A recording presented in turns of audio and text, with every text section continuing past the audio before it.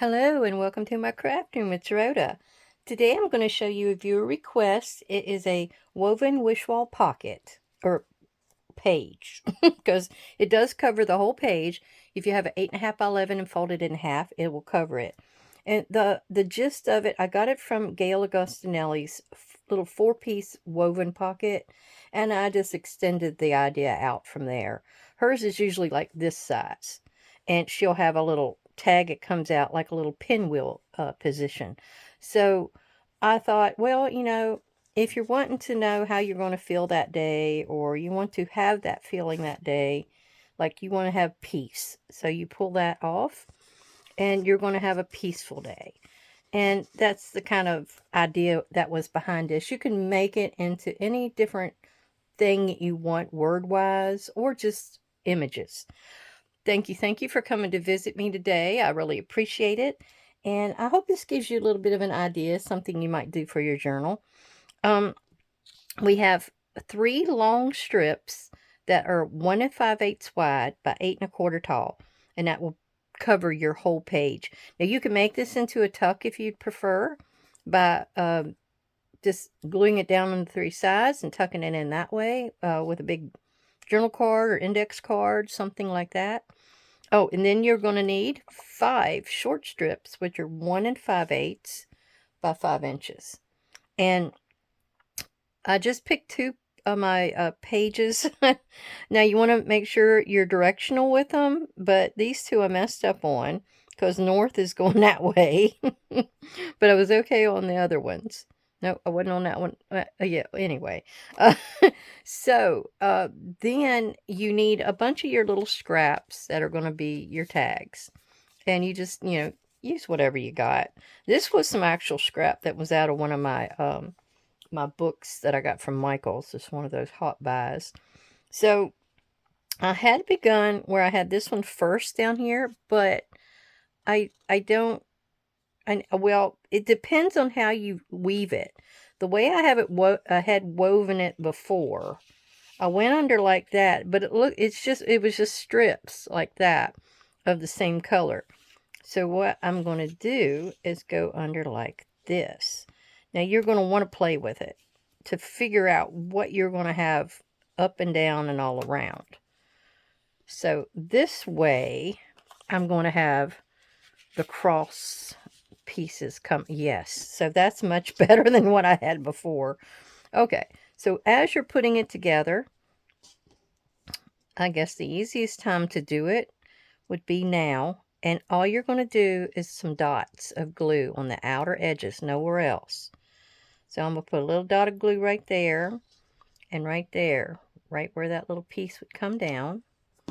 Hold that on. And then I'm going to do the same over here at this corner and glue that down. Dot here and dot here. And that's all you really need, because you're going to sew around this. Now, if you don't sew it, you're going to probably want to go ahead and I do need to glue that one down as well. So you got to go on the back side. So you can probably just glue it all around your outside edges, just like this, just like what I'm doing now. So it doesn't have to be sewn. I just thought it was kind of a neat concept. And it does hold it together good in case the glue gives up. So now I'm going to do 2 little dots where this is going to come down. And on the same side over here. And you kind of get the idea, right? No glue in the middle. It's only on the outside edges. And then you're weaving. Oh, that went pop back up again. And you're weaving. I used to weave in high school. We had art class. One half of the year was the drawing type of art class. And then the other half of the year was like a crafts kind of art class. I loved it. I loved anything that had to do with art.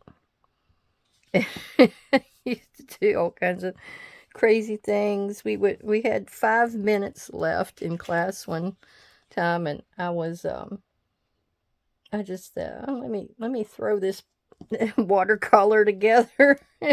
Come back with an A. I had two table mates, and they was always mad. But oh well. They did wonderful work too. It's just, it's just crazy. And art is in the eye of the beholder too, so it's something that everybody does a bit differently. And the reason they have what they call the great masters is because their art speaks to everyone, basically, almost everyone. And that's why they're the masters, because but it's usually after they've already passed on. So, I don't know that they got a chance to enjoy the accolades. Okay, we're almost done here, and then I'm going to do a little sew around the outside. And I'm going to leave it. I'm not going to do any stamping or anything on it because I don't exactly know what I want to go on it. I'm probably going to have adventure words on here. I'll have something along those lines. And then sometimes you need to come back and maybe cut it, unless you like it rough. If you like the little pieces sticking out, that's where I messed up before. But all you have to do is take your piece here, and I think that's a little too big. These are sort of delicate. So we're going to do the the other trick that Gail does, where she cuts off the one side and goes over here to the other side. Like that. And then once you have that one, if I can get it done, then that's your template for all the rest. You'll just lay that on top here, and you'll just start cutting. And if you got some good scissors, you can do more than one. But that is the woven wish wall pockets. And then that's where you get to choose where you go in with your tags. And that's that right there is why you want to maybe put a dot of glue if you're not sewing on the outside, so your tag doesn't go all the way through. But see, the light with the dark tag really works. Okay, well, I got a few little goodies I'm going to show you that I've been working on lately. And that's basically done. I have a couple of these books that I made up, and they're tall. Everybody's doing tall, skinny journals. Tall, skinny, tall, skinny. So I had this one book over there that had all these different pages in it. And the way the images were, I just wasn't going to be able to use it. They were big. They were big images. Like there are two birds. There's two birds on there. I would never figure out where to put that in a journal or be able to use it unless I cut it up. There's a huge clock. So I took about everything that was in this journal, and I have placed it in here. Like there was a big flower with an invitation note, I guess. A huge bottle of perfume. So that's what you can do. If you've got like a book, a scrapbook, and you want to make a tall, skinny journal, and this one is all the way. It is 12 inches. It's 12 inches. And then I cut it. It's 4.5. So I cut it at 9 and folded it in half. And, I didn't like what was on this side of the page. I did like this.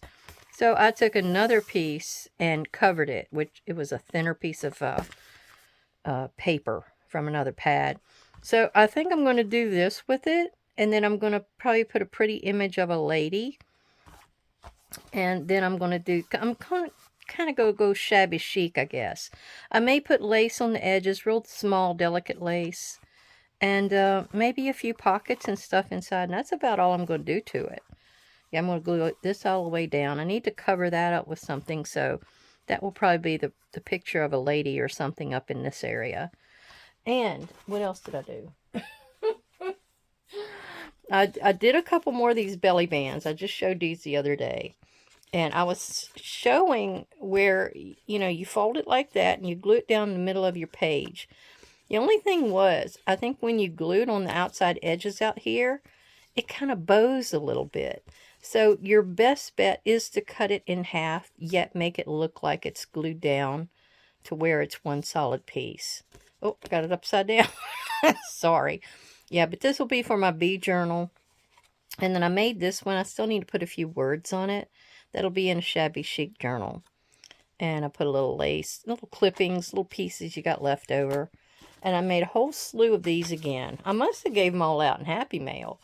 But these were something that was one of the Roxy challenges, which I won't be doing again this week because I don't want something bulky and, a bunch of papers that I don't think a person could use in their journal. So I'm going to pass on the Roxy's challenge again this week. Oh, well. But anyhow, these little guys were where they would wrap around your page. Let's see if I could do it in one of these. It would wrap around your page, and it would even go in this, skinny journal.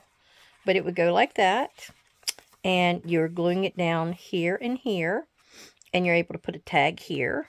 You flip it over, and you put a tag on that side. And you've got this little flip out. You can write behind it or leave it down. And they have a tuck on them as well. There's a little tuck right there. I do need to get in here and make the 2 pockets. I think these were called 4 pocket something or others. But a little skinny pocket was along the bottom side, and you're able to tuck little tags and such in there. So, yeah, I just made a whole slew of them. I think I still have to decorate them up more, and I just got the rudiments of them done. But, they're easy to make. These were cut-offs from this book. So, that's what I ended up doing, just getting rid of all my scrap by making these extra little pieces of ephemera. So do that with your stuff. Just don't let it lie and not do anything with it. I've been needing more pockets and things lately, so that's what I'm going for. I'm needing something to decorate up some journals or sell at the shop. Some of them may make it there. Some of them may make it on my Facebook page. I just don't know. All right. Well, thank you, all my subscribers, all my watchers, my lurkers, everybody. Thank you. If you like what you see, please think about giving me a thumbs up or even subscribe if you haven't yet. I'm always trying to put out something new. But I really appreciate you coming. Thank you so much. Bye-bye.